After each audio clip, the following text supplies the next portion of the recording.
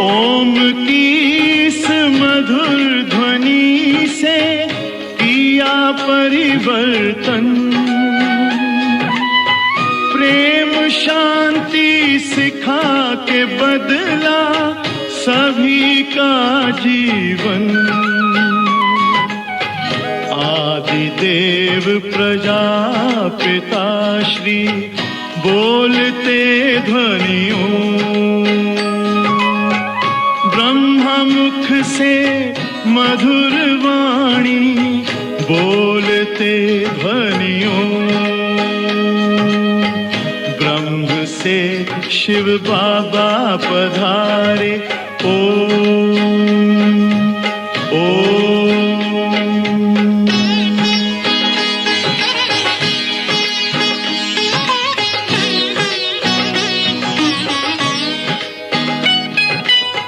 सोहनी सूरत मोहनी मूरत ज्ञान के मोती, भव्य मुख पर चंद्रमासी चमकती ज्योति। दिव्य दर्शन दिव्य वाणी बोलते ध्वनियों, मुख से मधुर वाणी बोलते ध्वनियों। ब्रह्म से शिव बाबा पधारे, ओम ओम।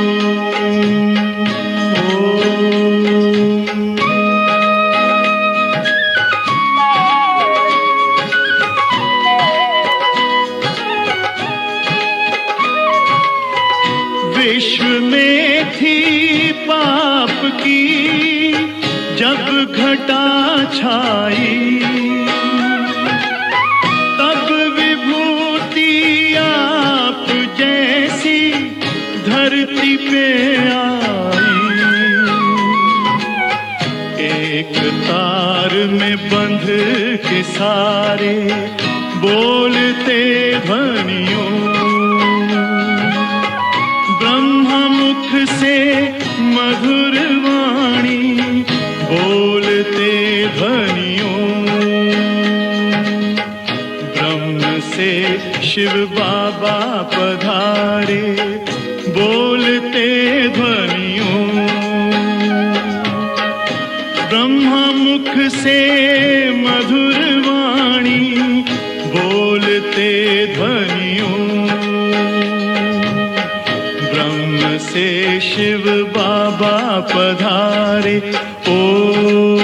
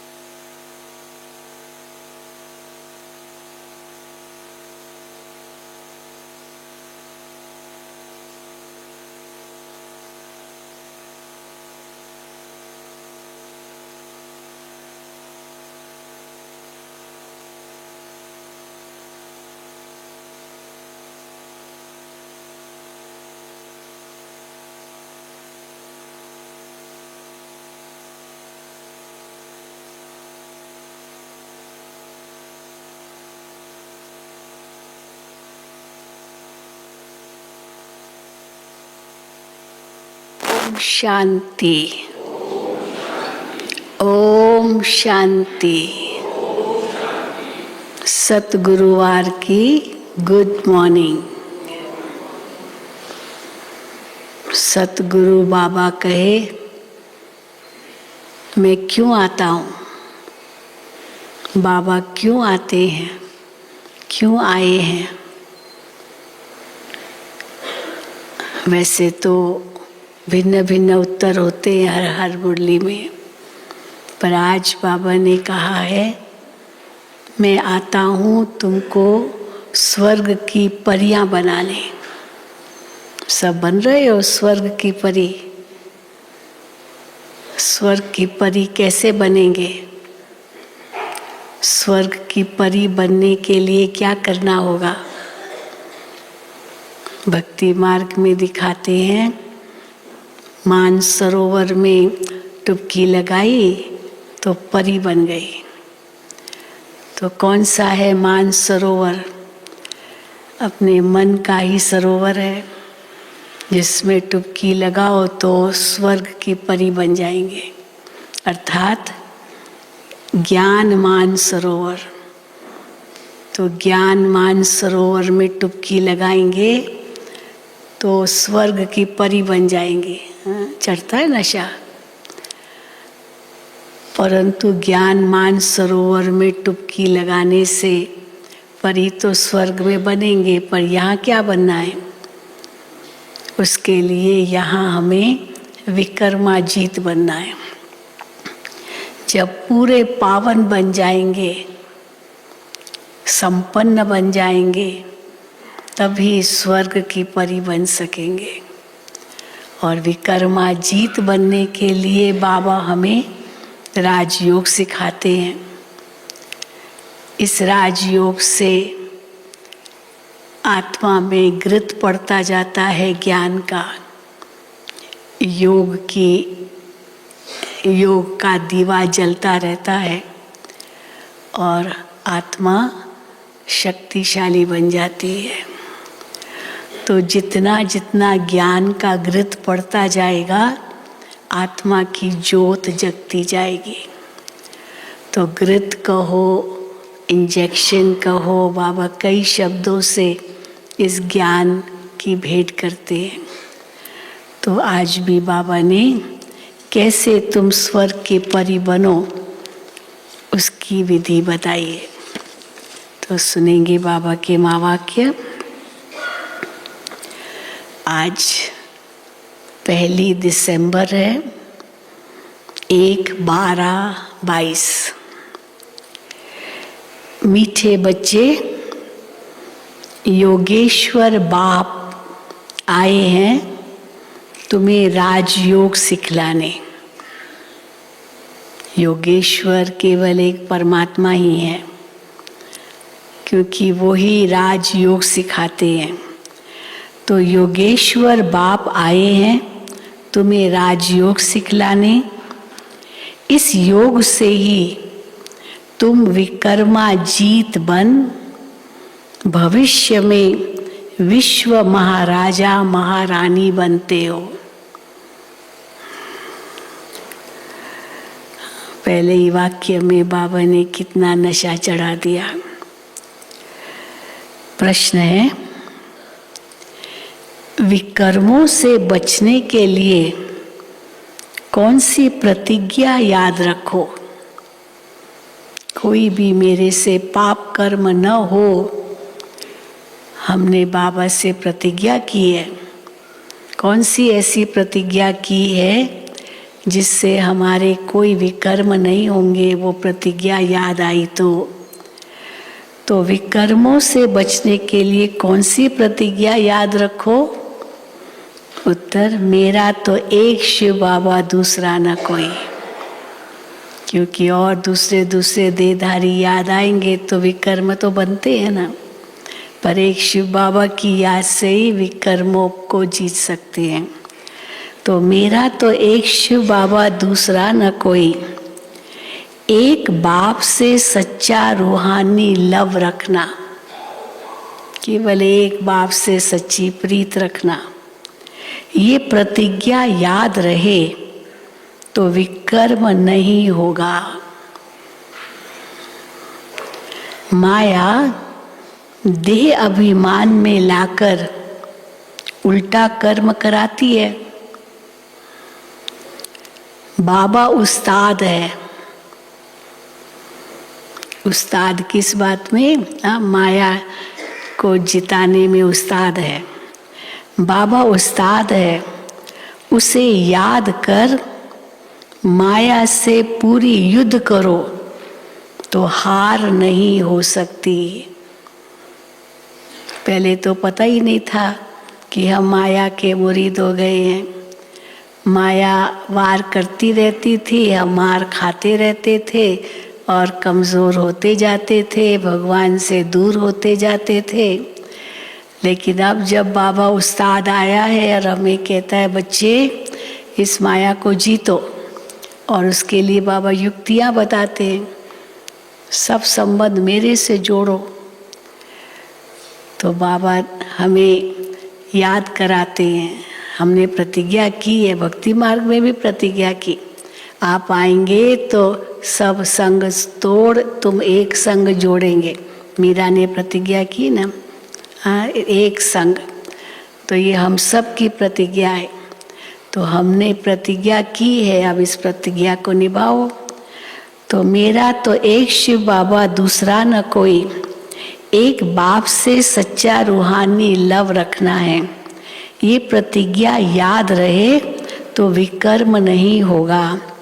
माया दे अभिमान में लाकर उल्टा कर्म कराती है। बाबा उस्ताद है, उसे याद कर माया से पूरी युद्ध करो तो हार नहीं हो सकती। दूसरा भी प्रश्न है, अपने बच्चों प्रति बाप की कौन सी आश है? लौकिक पिता की भी आश होती है अपने बच्चों प्रति, तो शिव बाबा तो पारलौकिक पिता है, उनकी भी बहुत आश है हम बच्चों के प्रति। कौन सी? उत्तर, जैसे लौकिक बाप चाहते हैं मैं बच्चों को ऊंच पढ़ाऊं, ऊंची शिक्षा दिलाऊं, बेहद का बाप भी कहते हैं मैं अपने बच्चों को स्वर्ग की परी बना दूं, स्वर्ग की परी बना दो। ये बाबा की इच्छा है हम बच्चों के लिए। बच्चे सिर्फ मेरी श्रीमत पर चले तो श्रेष्ठ बन जाए। गीत है, तकदीर जगा कर आई हूं। ओम शांति, ओम शांति। मीठे मीठे बच्चे जानते हैं हम अपनी नई तकदीर बनाने यहाँ आए हैं। किसके पास आए हैं? नई तकदीर बनाने योगेश्वर के पास, सिखलाने वाला ईश्वर के पास। कैसे नई तकदीर बनाएं? वो सिखलाने वाला ईश्वर के पास आए हैं। इसको कहते हैं, कैसे बनेगी नई तकदीर?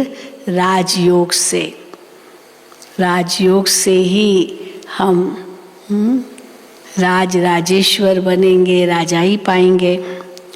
इसको कहते हैं राजयोग। ईश्वर योग सिखलाते हैं। कौन सा योग? हठ योग तो अनेक प्रकार का है, ये जिस्मानी योग नहीं है, यहाँ जिस्मानी योग नहीं है। सन्यासियों का तत्व योग ब्रह्म योग है। उनको ईश्वरीय योग नहीं, उनको ईश्वर योग नहीं सिखाते, ईश्वर योग नहीं सिखाते उनको। ईश्वर ने तो राजयोग सिखाया, हठ योग नहीं सिखाया। उनको ईश्वर योग नहीं सिखाते हैं। तुम बच्चे जानते हो परम पिता परमात्मा हमको फिर से कल्प पहले मौफिक राजयोग सिखलाते हैं। गीता में आता है, मैं तुम्हें राजयोग सिखलाकर राजाओं का राजा बनाता हूँ। तो भगवान कल पहले भी ये राजयोग सिखा के गए हैं, राजाओं का राजा बनाया है, अब फिर से आए हैं। तो बाबा कहते हैं फिर से कल्प पहले माफिक राजयोग सिखलाते हैं। सन्यासी ऐसे कभी नहीं कहेंगे, कोई नहीं सन्यासी ऐसे कहेगा मैं तुमको फिर से राजयोग सिखाकर राजाओं का राजा बनाता हूँ। ये योग जो शिव बाबा सिखलाते हैं, ये कल्प पहले भी सिखाया था और अभी भी सिखला रहा हूँ। तुम बच्चे कह सकते हो वो हठ योगी राजयोग नहीं सिखला सकते। वो राजाई को तो मानते ही नहीं है, वो तो छोड़ देते हैं सब कुछ, माया माया कहकर सब छोड़ देते हैं। तो राजयोग कैसे सिखा सकते हैं? राजयोग माना ही राजाई के लिए योग। वो हठ योगी राजयोग सिखला नहीं सकते हैं। हमको सिखलाने वाला शिव बाबा है, जिसको योगेश्वर कहा जाता है। मनुष्य भूल से श्री कृष्ण को योगेश्वर कहते हैं, लेकिन श्री कृष्ण ने तो योगेश्वर से योग राजयोग सीख कर वो विश्व का मालिक बना। तो कितना अंतर हो गया। मनुष्य भूल से श्री कृष्ण को योगेश्वर कह देते हैं। श्री कृष्ण सतयुग का प्रिंस है, वहाँ तो योग की बात ही नहीं है। तो योग कैसे, क्या सिखाएगा श्री कृष्ण? सतयुग में तो योग की बात ही नहीं है। ये बहुत अच्छी पॉइंट है, समझाने की तरकीब सीखो। बाबा सिखाते हैं ये तरकीब सीखो, कैसे औरों को समझाना है। युक्ति से समझाया जाता है। तुम्हारा सारा मदार योग पर है। जितना योग में रहेंगे उतना विकर्मा जीत बनेंगे। भारत का प्राचीन योग बहुत गाया हुआ है। गीता में राजयोग का वर्णन है। भारत का प्राचीन योग बहुत गाया हुआ है।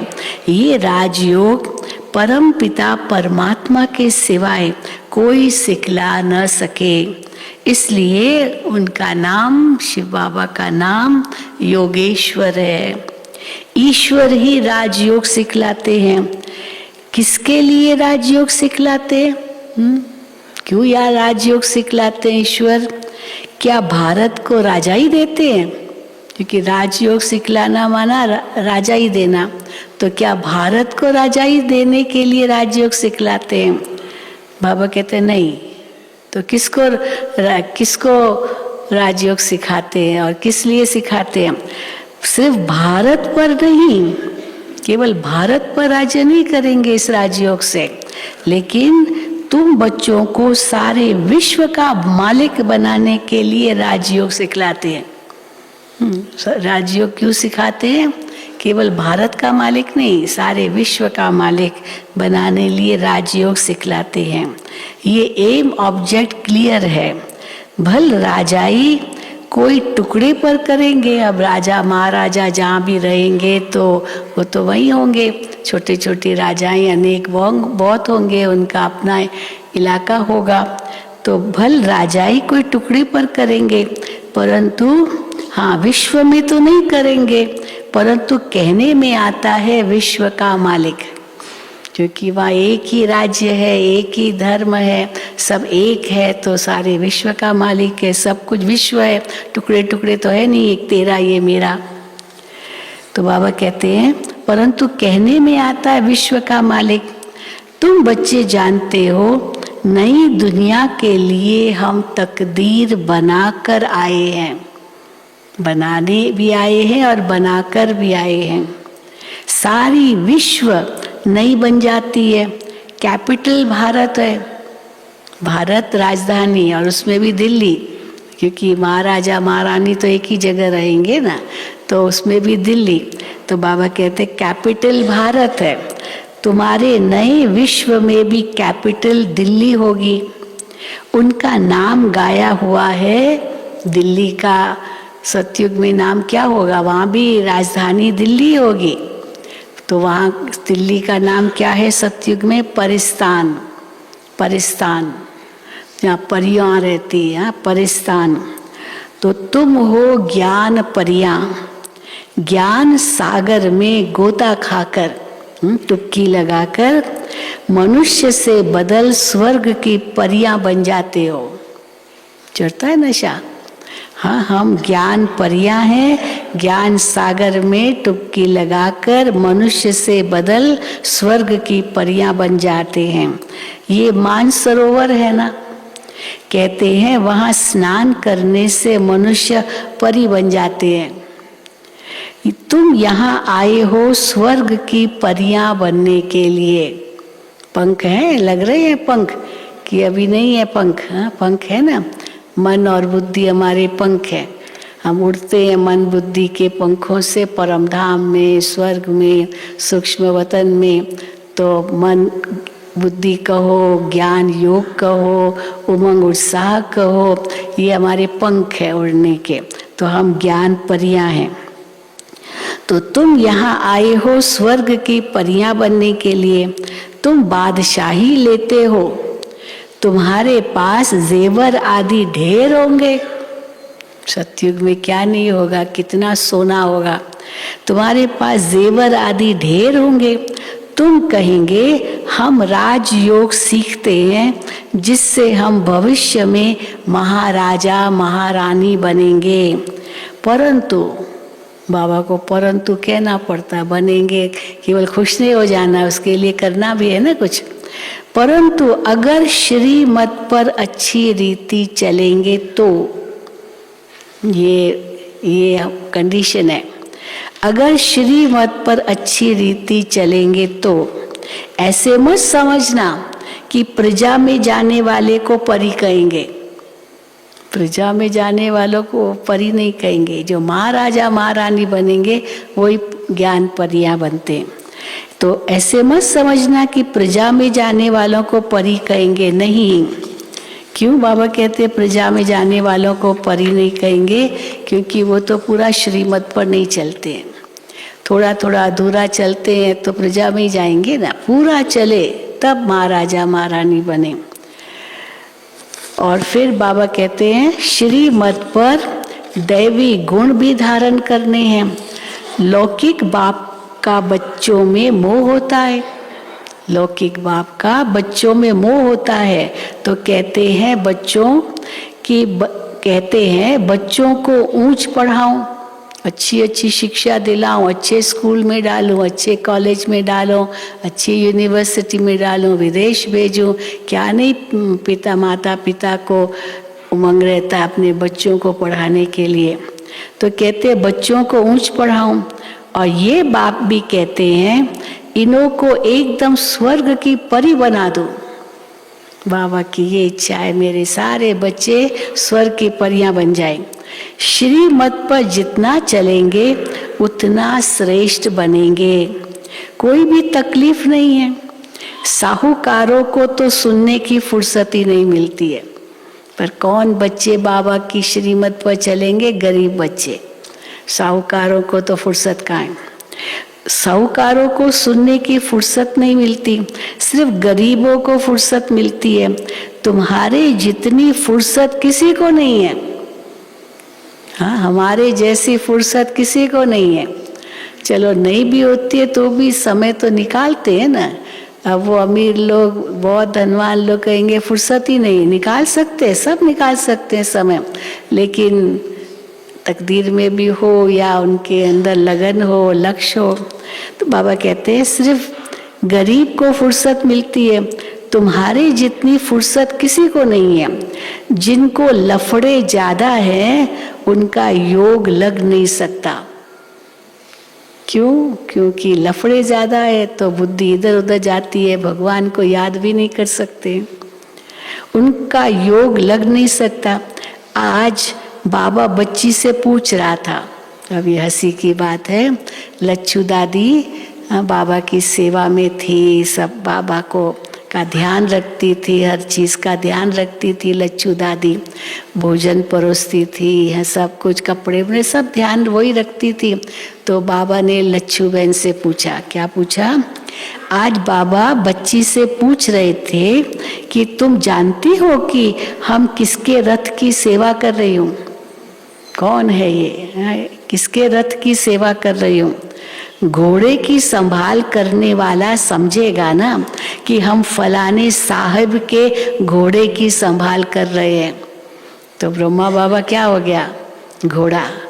हाँ, रथ है ना, रथ। तो ये घोड़ा। और साहिब कौन है?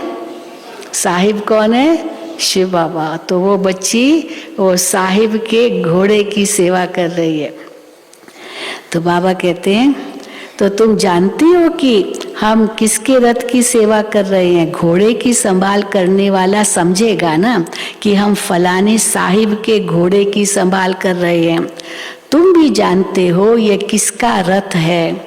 अगर शिव बाबा को याद कर तुम इस रथ की सेवा करो तो तुम बहुतों से अच्छा पद पा सकती हो। भले स्थूल सेवा, बाबा ने उसको छुट्टी दी थी, तुम सलवार कमीज ही पहनो, भले साड़ी मत पहनो, क्योंकि साड़ी पहनने से भागदौड़ नहीं कर सकते ना, थोड़ा फर्क तो पड़ जाता है। सलवार कमीज में दौड़ सकते हैं। तो बाबा ने उसको छुट्टी दी थी। 85 साल की उम्र में शरीर छोड़ा उसने। आप सोचो, इतनी उम्र हो गई थी, लेकिन ऐसे लगती थी जैसे अभी एकदम यंग है। दौड़ती रहती थी। अचानक कैसे शरीर छोड़ा, तो भी अचानक हुआ, लेकिन बाबा ने उसको छुट्टी दी थी। तो बाबा कहते हैं तुम भी जानते हो ये किसका रथ है।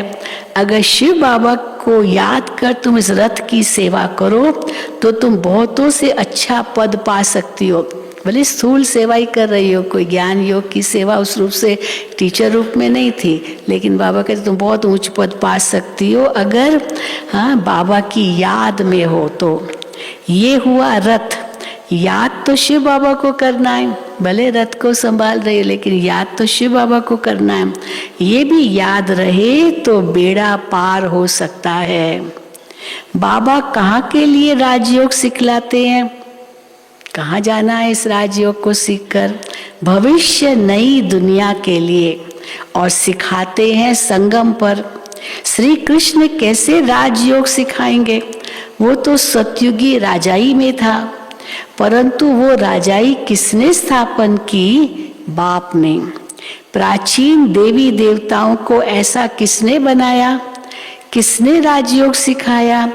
श्री कृष्ण का नाम लेते हैं, पर बाप कहते हैं मैं तुम बच्चों को अभी सिखला रहा हूँ। तुम तकदीर जगा कर आए हो भविष्य नई दुनिया में ऊंच पद पाने के लिए। बाप कहते हैं मुझे याद करो तो पवित्र दुनिया का मालिक बनो, और कोई उपाय नहीं है। एक तरफ याद करते हो पतित पावन आओ। अब भक्ति मार्ग में क्या करते हैं? एक तरफ याद करते हैं पतित पावन सीताराम, तो पतित पावन आओ, हे सीताओं के राम आओ। दूसरी तरफ फिर नदियों को कहते हैं पतित पावनी, तो कौन बनाएगा पावन? नदियाँ बनाएगी या सीताराम सीताओं का राम बनाएगा? कितनी भूल है। बात छोटी है परंतु मनुष्य की आंख खोलनी है, इसलिए उनको समझ देनी है। मनुष्यों की आंख खोलनी है। बाप जब आते हैं आकर समझाते हैं कि मैं ही पतित पावन हूँ, मैं ही तुमको ज्ञान स्नान कराए पावन बनाता हूँ। ये पतित दुनिया है। सन्यासी अनेक प्रकार के योग सिखलाते हैं, परंतु राज योग तो एक मैं ही सिखलाने वाला हूँ। परम पिता परमात्मा को ही पतित पावन कहते हैं। उनको कितना याद करना चाहिए, कितना याद करना चाहिए, श्वासों श्वास हर पल पर। फिर मैनर्स भी अच्छे चाहिए। हम 16 कला संपूर्ण बनते हैं। बाबा ने कल उस दिन का ना फजीलत, हाँ मैनर्स भी हमारे अच्छे हो, हम क्या बोल रहे हैं, क्या कर रहे हैं, व्यवहार कैसा कर रहे हैं, वो भी बहुत अच्छे चाहिए। तो बाबा कहे हम 16 कला संपूर्ण बनते हैं। खान पान भी शुद्ध होना चाहिए। कोई झट धारण करते हैं, गाया हुआ है सेकंड में जीवन मुक्ति। कोई तो फट से बाबा ने कहा और तुरंत उसकी धारणा शुरू कर देते हैं, तो सेकंड में जीवन मुक्ति। अब एक जनक थोड़ी होगा जिसने सेकंड में जीवन मुक्ति पाई, एक जनक थोड़ी होगा। मिसाल एक का दिया जाता है, एक सेकंड में उसको जीवन मुक्ति मिली, बस समझ मिली कि कैसे ग्रस्त में भी रहना है, राजाई में भी रहना है, लेकिन न्यारा भी होकर के रहना है। एक सेकंड का ज्ञान है और वो समझ आ गई एक सेकंड में। और जनक राजा कैसे कि विदेही राजा बन गया। तो बाबा कहते हैं कोई झट धारण करते हैं, गाया हुआ है सेकंड में जीवन मुक्ति। तो एक जनक थोड़ी होगा, मिसाल एक का दिया जाता है। द्रौपदी भी एक थोड़ी होगी। भगवान ने द्रौपदी की लाज रखी, पर एक थोड़ी द्रौपदी होगी। बाबा आकर के सबकी लाज रखते हैं, तो एक थोड़ी होगी द्रौपदी, सबकी लाज रखते हैं। स्त्री पुरुष दोनों को पतित होने से बचाते हैं, ये लाज रखते हैं। गीता में श्री कृष्ण का नाम लिख दिया है। इस समय तुम बच्चे जो कुछ भी करते हो भक्ति में यादगार बनता है। शिव बाबा का कितना बड़ा मंदिर है, जहाँ जाओ शिव का मंदिर जरूर होगा, शिव की मूर्ति जरूर होगी भले, और देवताओं के मंदिर होंगे, लेकिन शिवलिंग जरूर होगा। तो बाबा कहते हैं शिव बाबा का कितना बड़ा मंदिर है, तो जो सर्विस करते हैं उनका नामाचार निकलता है। शिव बाबा ने आके बहुत सेवा की, इसलिए सारी दुनिया में उनका नामाचार है, उनकी पूजा है, उनको याद करते हैं, उनका नामाचार निकलता है। तुम्हारा देलवाड़ा मंदिर भी एक्यूरेट यादगार है। नीचे तपस्या कर रहे हो, ऊपर राजाई के चित्र खड़े हैं।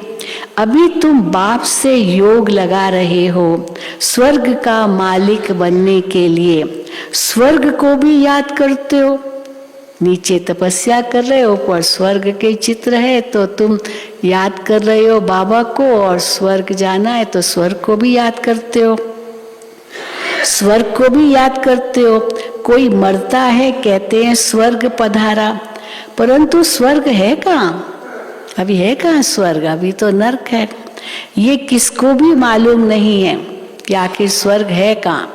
वो समझ से ऊपर गया, हाँ ऊपर स्वर्ग में गया तो ऊपर समझ लेते हैं, ये किसको मालूम नहीं है। समझते भी हैं कि भारत स्वर्ग था, फिर ये भी कहते हैं सोने की चिड़िया था भारत, तो भारत स्वर्ग था समझते हैं, फिर ऊपर भी कह देते हैं कि स्वर्ग ऊपर है। तो बाप समझाते हैं सेकंड में जीवन मुक्ति गाई हुई है, फिर भी कहते हैं ज्ञान का सागर है सेकंड में जीवन मुक्ति, सेकंड का ज्ञान है, पर फिर भी भगवान का ज्ञान इतना है जिसके लिए क्या कहा गया है, ज्ञान का सागर है। जंगल को कलम बनाओ, सागर को स्याही बनाओ, हाँ ये सब करो तो भी खूटता नहीं, पिछाड़ी तक चलेगा, अंत तक पढ़ना है, अंतिम श्वास तक पढ़ना है, पिछाड़ी तक चलेगा। तो मेहनत की जाती है ना। सेकंड की बात भी ठीक है, समझ मिली, एक सेकंड की समझ है कि है इस सृष्टि पर, है परिवार में, फिर भी नहीं है, न्यारे और प्यारे हैं, तो है तो एक सेकंड की बात, वो भी ठीक है। और सागर को स्याही बना तो ही पूरा न हो ज्ञान, तो वो भी ठीक है। बाप को जाना तो बाप का वर्षा है जीवन मुक्ति। साथ साथ ये समझाया जाता है तो चक्र कैसे फिरता है, धर्म कैसे स्थापन होते हैं, ये भी ज्ञान है। इतना ज्ञान का तो बहुत विस्तार है, कितनी बातें हैं समझाने की। साथ में बाबा को याद करो, वर्षे को याद करो। तुम याद करते हो, निश्चय भी करते हो, हम विश्व की बादशाही ले रहे हैं, है ना निश्चय सबको, हम विश्व की बादशाही ले रहे हैं। फिर क्यों भूल जाते हो? उसके लिए बाबा को याद करना है, फिर भूल क्यों जाते हो? हम बाबा को याद करना भूल जाते, फिर विश्व की बादशाही कैसे मिलेगी? फिर क्यों भूल जाते हो? तो बाबा कहते हैं जितना याद करेंगे उतना विकर्म विनाश होंगे। इसमें टाइम लगता है, समझने में टाइम नहीं लगता है, विस्तार बहुत है वो भी है, लेकिन बाबा कहते हैं जितना याद करेंगे उतने विकर्म विनाश होंगे, उसमें टाइम लगता है। कर्मातीत बनने के लिए, विकर्माजीत बनने के लिए टाइम लगता है। जब तक कर्मातीत अवस्था हो जाए, कर्मातीत अवस्था हो गई, फिर तो तुम यहाँ रह नहीं सकेंगे, आत्मा को शरीर छोड़ना पड़ेगा। पतित शरीर में आत्मा पावन बन गई तो रह नहीं सकते, तो तुम यहाँ रह नहीं सकते हो, पावन बन गए, कर्मातीत अवस्था हो गई। बच्चों को वर्षों से समझाते रहते हैं, बात तो बिल्कुल सहज है। अलफ और बे चक्र का राज भी बाबा समझाते हैं। बुद्धि में पूरा राज आता है तो फिर औरों को भी समझाना पड़ता है। पहले खुद समझो राज, फिर औरों को भी समझाओ। सारा झाड़ बुद्धि में आ जाता है। बाप से सहज से सहज वर्षा लेना है। बाप से सहज से सहज वर्षा लेना है। बहुत सहज है बाबा से वर्षा लेना। कहते हैं हाँ, बच्चे कंप्लेन करते हैं, बाबा को शिकायत करते हैं, बाबा योग नहीं लगता, योग नहीं लगता, माया विकर्म करा देती है। फिर बाबा को कहते हैं, बाबा माया विकर्म करा देती है, योग नहीं लगता, क्योंकि योग लगे तो विकर्म ना हो। अब योग ही नहीं लगता तो विकर्म माया करा देती है। बाप समझाते हैं, बच्चे अगर विकर्म कर लिया तो फिर बहुत पुरुषार्थ करना पड़ेगा, करना पड़ेगा ना। विकर्म किया तो जैसे थोड़ा चोट तो लगी ना, विकर्म किया तो कोई एक हड्डी टूटी, अभी उसको जोड़ने में मेहनत तो लगती है ना। तो बाबा कहते हैं बहुत पुरुषार्थ करना पड़ेगा। माया दे अभिमान में लाकर उल्टा काम करा लेती है।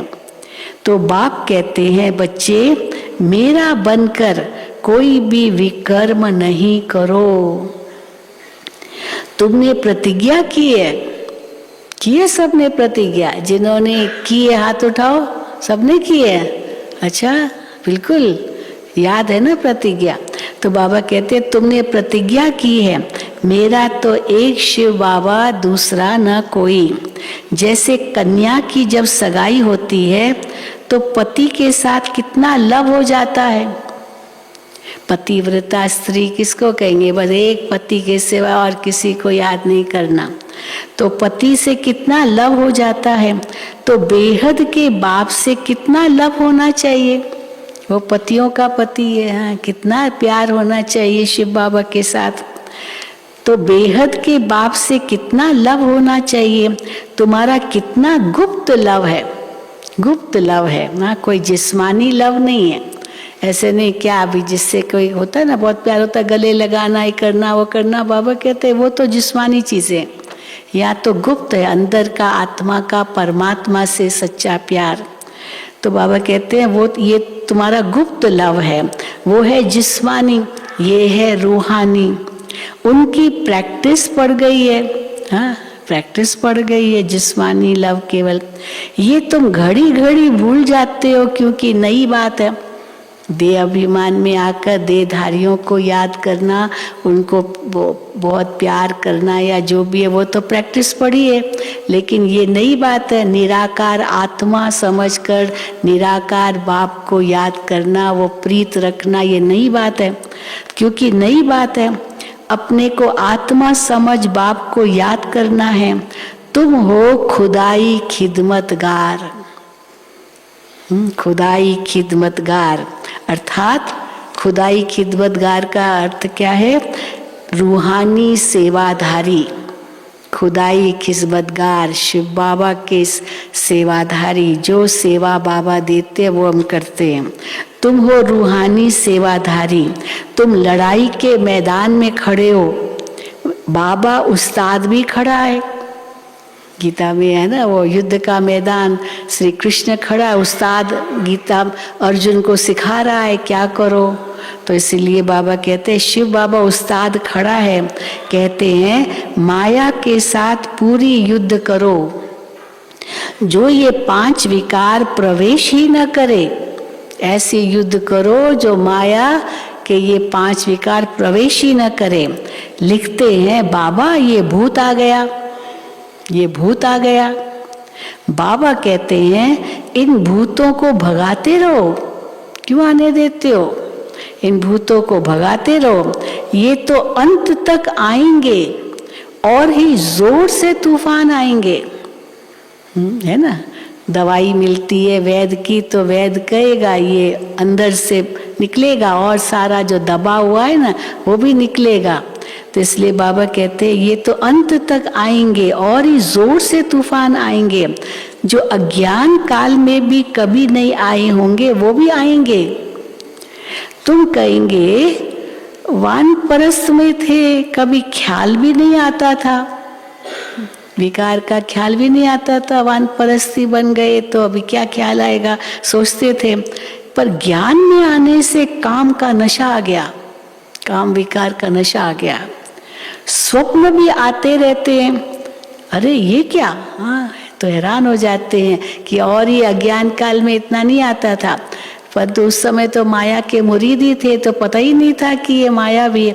अभी पता चला वो दुश्मन है, पहले तो उसको मित्र बना के रखा था, तो मित्रता तो दिखाएगी ना, परंतु अभी दुश्मन बन गई माया, तो वो सामना करेगी। तो बाबा कहते हैं स्वप्न भी आते रहते, ये क्या, बाबा को कहते अरे बाबा ये क्या हो गया, ये वंडरफुल ज्ञान है। कोई मूंझ कर फिर छोड़ भी जाते हैं कि माया से अभी लड़ करके विजय पाना मुश्किल है, तो कोई मूंझ कर छोड़ भी जाते हैं। बाबा बता देते हैं तूफान बहुत आएंगे, जितना पहलवान बनेंगे माया बहुत पछाड़ेगी, इसलिए महावीर बन स्थैर्यम रहना है, स्थैर्यम स्थिर रहना है, बाबा की याद में रहना है, कर्म में नहीं आना है। कर्म में आने से विकर्म बन जाता है, बहुत पुरुषार्थ करना है, खराब आदतें निकालनी है। अविनाशी सर्जन जानते हैं, ये बाबा भी जानते हैं क्या क्या खराब आदतें हैं, ये शिव बाबा अविनाशी सर्जन भी जानते हैं और ये बाबा भी जानते हैं। माया के अनेक प्रकार के विघ्न पड़ते हैं, यहाँ बहुत शुद्ध रहना है, बहुत शुद्ध रहना है। चाहते हो हम सूर्यवंशी बने तो लायक बनना पड़े, ये है राजयोग, प्रजा योग नहीं है। तो पुरुषार्थ कर राजाई लेनी चाहिए। तुम युक्ति से गुप्त रीति से कहाँ भी जा सकते हो। अब बाबा सेवा की बात कर रहे हैं, गुप्त रीति से कहाँ भी जा सकते हो। बोलो, अब पुजारी है मंदिर में जाओ, बोलो उनको, बोलो हमको बताओ हम किसको याद करें जो हम दुख से छूट जाएं। साधु महात्मा गुरु गुसाई कोई भी उनसे पूछो, हम किसको याद करें जो हम दुख से छूट जाएं। भला कहते हैं भारत का प्राचीन योग वो क्या है, पूछो उनसे। आप हमको राजयोग सिखला सकते हो जो हम राजा बने, वो राजयोग सिखला सकते हो जब हम राजा बने। तो ऐसी ऐसी बातें करते ज्ञान में ले आना चाहिए, किसी को भी समझा सकते हो। तुम ऐसी पहलवानी दिखाओ जो एक ही बात से उनकी बुद्धि ढीली हो जाए कि ये जो बातें कर रहा है, हाँ ये तो बहुत बड़ी बात है, ये हमको ही पता नहीं है, ऐसे कहेंगे ना। तो बाबा कहते हैं ऐसी पहलवानी दिखाओ, ऐसी बातें उनसे करो, ऐसे पूछो जो एक ही बात से उनकी बुद्धि ढीली हो जाए। युक्ति वाले चाहिए, ऐसे सेवा करने वाले। तब बाबा पूछते हैं इतने सर्विसेबल बने हो, बहुत संभाल रखनी पड़ती है। दुनिया इस समय बहुत गंदी है, बहुत गंदी है। हाँ, महाभारत में उस गंदगी का वर्णन आता है क्या, बाबा बताते हैं बहुत गंदी है। ये भी एक कहानी है कि द्रौपदी के पिछाड़ी कीचक लगा। कहानी आती है ना, जब उनका 13वां साल था, उनका बिल्कुल अलग होना था, तो विराट राजा के पास उन्होंने नौकरी की और विराट राजा की दासी बनी, रानी की दासी बनी द्रौपदी। और उस रानी का भाई था कीचक। तो कीचक, अब द्रौपदी तो बहुत सुंदर भी थी पर दासी बनी, गुप्त वेश था। तो कीचक की नज़र पड़ी द्रौपदी पर, उसकी बुरी नज़र पड़ी। तो कैसे दिखाते हैं कि भीम ने उसको मार डाला। तो इसलिए बहुत कहानियाँ हैं कीचक की। तो द्रौपदी के पिछाड़ी कीचक लगा, इसलिए बाबा कहते हैं बहुत खबरदार रहना है किसी के नाम रूप में नहीं फंसना है। आजकल तो बहुत पता नहीं किस किस रूप में आकर्षित करते हैं। इसलिए बाबा कहते हैं बहुत खबरदार रहना है। मूल बात है राजयोग की। किसको भी ये समझाओ कि राजयोग सिखलाया बाप ने, नाम डाला है बच्चे का। दूसरी ये बात सिद्ध करो, हाँ पहली बात कि राजयोग सिखलाया शिव बाबा ने और नाम डाला है बच्चे का, श्री कृष्ण का। दूसरी ये बात सिद्ध करो कि गीता का भगवान शिव है, जिससे स्वर्ग का वर्षा मिलता है। पहले तो शिव बाबा ने ये राजयोग सिखाया, दूसरा इस राजयोग से ये वर्षा बाबा दे रहे हैं, ये सिखाओ, ये बताओ, जिससे स्वर्ग का वर्षा मिलता है। तो समझाने की युक्ति चाहिए। तुम्हारी सर्विस है रूहानी, वो सोशल सर्विस भी जिस्मानी करते हैं। दुनिया में बहुत सोशल वर्कर है, समाज सेवक है, तो वो तो स्थूल सेवा करते हैं, जिस्मानी सेवा करते हैं। वो है जिस्मानी सोसाइटी, ये है रूहानी सोसाइटी, आत्मा की सेवा करते हैं। यहाँ रूह को इंजेक्शन लगता है, तब कहते हैं ज्ञान अंजन सतगुरु दिया, अज्ञान अंधेर विनाश। अब आत्मा की ज्योति बुझी हुई है, अज्ञान का अंधकार है, आत्मा की ज्ञान की ज्योति बुझी हुई है। मनुष्य जब मरते हैं तो दीवा जलाते हैं, उस डेड बॉडी के आगे दीवा रखते हैं, समझते हैं कि आत्मा अंधेरे में न जाए, इसलिए दिया जलाते हैं कि आत्मा को रास्ता मिले परमात्मा के पास जाने का, स्वर्ग में जाने का। तो दिया वहाँ जलाते हैं। बरोबर ये बेहद का अंधियारा है। खाली उस दीवे को जलाने से कोई आत्मा को उजाला थोड़ी मिलेगा, परंतु है सारा अज्ञान का अंधेरा। बरोबर बेहद का अंधियारा है। आधा कल्प घृत पड़ा ही नहीं है। सतयुग त्रेता में इस समय जो ज्ञान का घृत पड़ता उसकी प्रारब्ध है, आत्मा की ज्योति जगी हुई है। लेकिन फिर द्वापर युग से घृत पड़ा ही नहीं, और धीरे धीरे जो भी घृत था धीरे धीरे धीरे धीरे सब खत्म होता गया। और बिल्कुल बाबा कहते आधा कल्प घृत पड़ा ही नहीं, आत्मा की ज्योति बुझ गई है। अब ज्ञान का घृत पड़ने से रोशनी हो जाती है। अब बाप बच्चों को कहते हैं कि माम एकम याद करो। ये श्री कृष्ण तो नहीं कह सकते हैं मुझे एक को याद करो, सर्वदेह के धर्मों को त्यागो, मेरी शरण में आओ। हाँ, ये श्री कृष्ण नहीं कह सकता है, जिनको अपनी देह नहीं है वही कह सकता है। तो इसलिए बाबा कहते हैं ये श्री कृष्ण तो नहीं कह सकता। हम आत्मा भाई भाई हैं, बाप से वर्षा ले रहे हैं। अच्छा, हम कितना समय याद में रहते हैं ये चार्ट रखना अच्छा है। बाबा चार्ट पर भी बहुत जोर देते हैं। प्रैक्टिस करते करते फिर वो अवस्था पक्की हो जाएगी। बाबा की याद की प्रैक्टिस करते करते अवस्था पक्की हो जाएगी। ये युक्ति अच्छी है। सर्विस भी करते रहो, चार्ट भी रखो। ये युक्ति है बाबा को याद करने की। चार्ट लिखना है, चार्ट भी रखो, फिर उन्नति को पाते रहेंगे। अच्छा अच्छा, मीठे मीठे सिक्की लदे बच्चों प्रति माता पिता बाप दादा का याद प्यार और गुड मॉर्निंग। रूहानी बाप की रूहानी बच्चों को नमस्ते। हम रूहानी बच्चों की रूहानी बाप दादा को याद प्यार, गुड मॉर्निंग और नमस्ते। धारणा के लिए मुख्य सार पहला, कोई भी भूत अंदर प्रवेश न हो, कोई भी भूत अंदर प्रवेश न हो, इसकी संभाल रखनी है। कभी भी माया के तूफानों में मूंझना नहीं है, कभी भी माया के तूफानों में मूंझना नहीं है।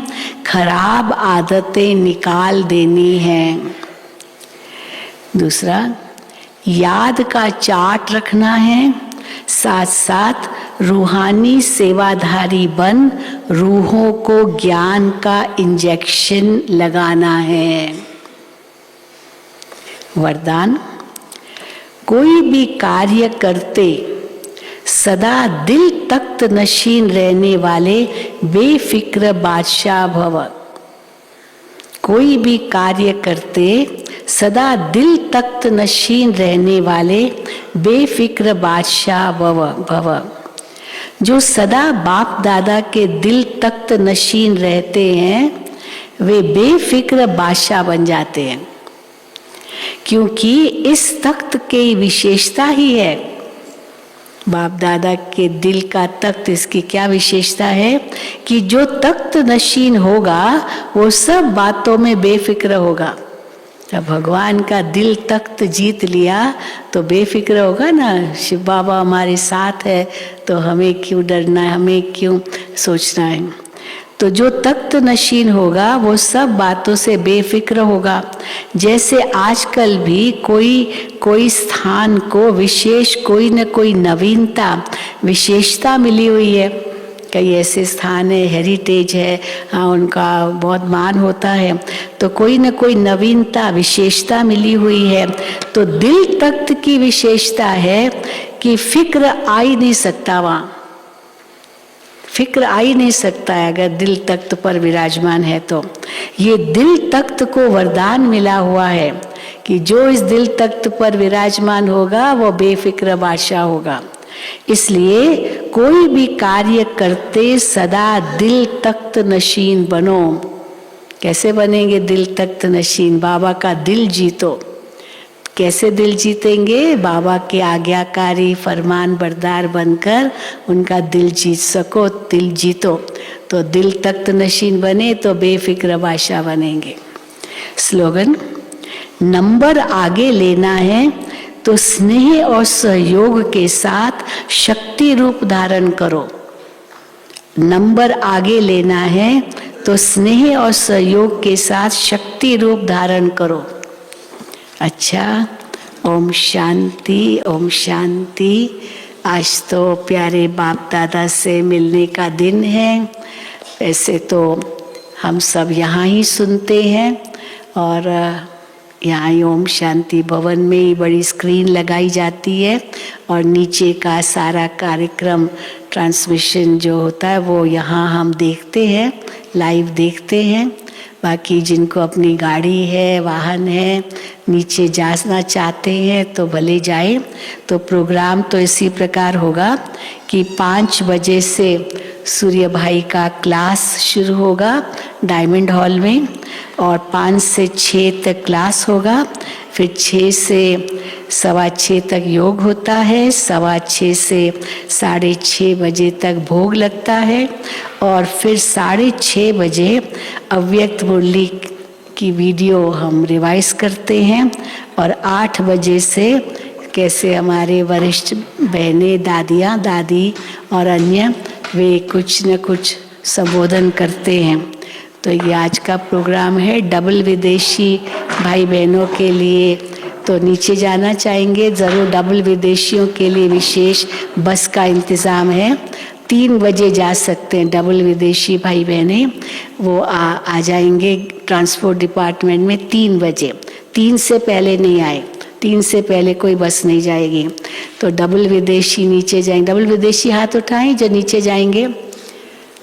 हाँ, तो 3 बजे ही बसें मिलेगी और 4 बजे से अंदर डायमंड हॉल में जाएंगे। सभी को बैच तो मिल चुका होगा। जिन डबल विदेशियों को बैच नहीं मिला है तो वो ज़रूर उर्वशी बहन से लेंगे, क्योंकि बैच अगर नहीं होगा तो आगे की जो दरवाजे उनमें से एंट्री नहीं मिल सकेगी, पीछे फिर जाना पड़ेगा। क्योंकि डबल विदेशियों के लिए खास जगह बनी हुई है जहाँ पर आप बैठेंगे। 2 नंबर गेट से बहनों की तरफ से ही जाना है और अपनी चप्पल जूतों का ध्यान रखेंगे और कोई भी ऐसा वैल्यूबल्स नहीं लेके जाएं।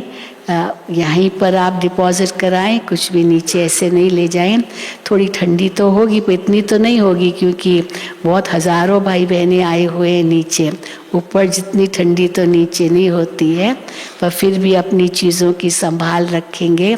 और आपको भोजन का डिनर पैक मिलेगा भोजन के स्थान पर, ऊपर के डाइनिंग हॉल में फूड फॉर जर्नी, वहाँ से आप भोजन लेंगे जो रात्रि में आप खा सकेंगे, ताकि आप, क्योंकि लेट हो जाता आते आते, इसीलिए अपना भोजन डिनर पैक ऊपर से दोपहर को ही ले करके फिर आप वही लेंगे।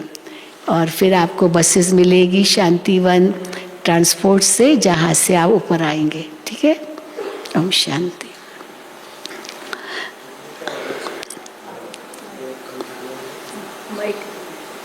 माइक